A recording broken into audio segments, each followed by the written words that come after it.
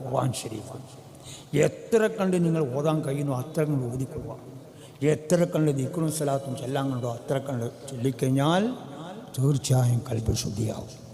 അതല്ല ഇബ്ലീസിൻ്റെ വഴിയിലേക്കാണ് പോകുന്നതെങ്കിൽ ഇബ്ലീസിൻ്റെ ആ കൺട്രോൾ റൂമിലാണ് എല്ലാം എന്നുള്ളത്.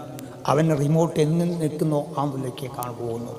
അതുകൊണ്ട് ഹറാം ഏത്, കറാഹത്ത് ഏത്, സുന്നത്തേത്, ഹലാലേത് എന്ന് അത് നിലക്ക് നിങ്ങൾ ആ നിലക്ക് തന്നെ കാണണം. എല്ലാ ഹറാമിനെ ഞങ്ങൾ ഹലാലാക്കാൻ പോയാൽ തീർച്ചയായും കാര്യം അപകടമാണ്, രക്ഷപ്പെടാൻ വളരെ പ്രയാസമാണ്. അതുകൊണ്ട് ഹബീബിനെ അങ്ങേയറ്റം സ്നേഹിച്ചെങ്കിൽ മാത്രമേ ഹബീബിൻ്റെ കുടുംബത്തെ സ്നേഹിക്കാൻ കഴിയൂ. ഹബീബിനെ സ്നേഹിച്ചില്ലെങ്കിലോ പിന്നെ കുടുംബത്തെ സ്നേഹിക്കാൻ അവിടെ പ്രയാസമാണ്.